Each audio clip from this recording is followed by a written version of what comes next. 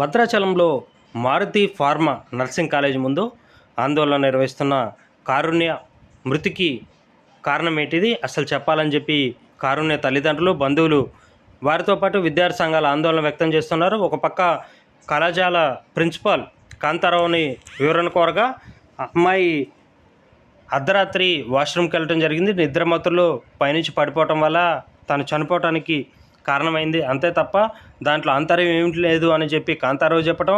తల్లిదండ్రులు ఒక పక్కన తీవ్రమైన ఆందోళన వ్యక్తం చేస్తున్నారు. అసలు మా పాప చనిపోవడానికి కారణం కళాశాల యాజమాన్యమే, దీంట్లో అసలు ఏమో ఆంతర్యం ఉంది.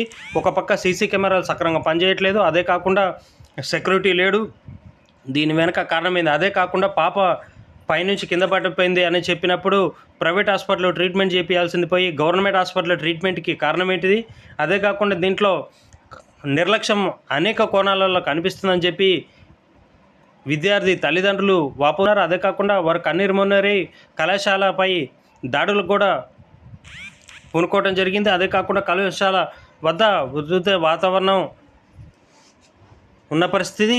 ఒక పక్క విద్యార్థి సంఘాలు కూడా వీరిపైన కఠిన చర్యలు తీసుకోవాలి, ఈ కళాశాల పర్మిషన్లను రద్దు చేయాలి. అదే కాకుండా విద్యార్థుల ప్రాణాలతో చెలగటం వల్లే ఇలాంటి కళాశాలలు తక్షణమే సీజ్ చేయాలని చెప్పి విద్యార్థి సంఘాలు కూడా డిమాండ్ చేయటం.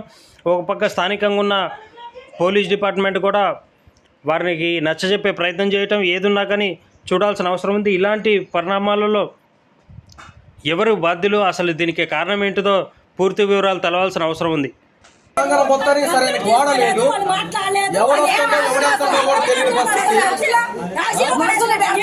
మళ్ళీ మెయిన్ రోడ్డు పక్కన ఒక జాతీయ రహదారి పక్కన ఉన్న కాలేజ్ అది. ఒక సరైన గోడ లేదు, సరైన సెక్యూరిటీ లేదు, సరైన ఇన్ఫ్రాస్ట్రక్చర్ లేదు. మరి ఏం విద్య అందిస్తున్నారు అక్కడ, ఏం సౌకర్యాలు కల్పిస్తున్నారు పిల్లలకి? హాస్టల్లోని ఫీజులు తీసుకుంటూ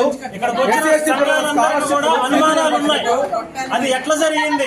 హాస్టల్లో ఎవరైనా చేశారా? బయట నుంచి వచ్చిన వ్యక్తులు చేశారా? దీన్ని విచారణ జరిపించాలి. 3 నెలల క్రితం ఒక అమ్మాయి ఇలాగే చనిపోయింది అనారోగ్యంతో. సరైన ఫుడ్ లేకుండా, సరైన సౌకర్యాలు కల్పించకపోవడం వల్ల 3 నెలల క్రితం అశ్వాపురం మండలం చిత్రాల గ్రామ అమ్మాయి ఒక అమ్మాయి కూడా ఇదే విషయంలో అనారోగ్యంతో మృతి చెంది అక్కడి నుంచి ఇంటికి తీసుకెళ్ళిపోయారు. ఎవరికి తెలియదు ఈ విషయం, ఎవరికి తెలియదు.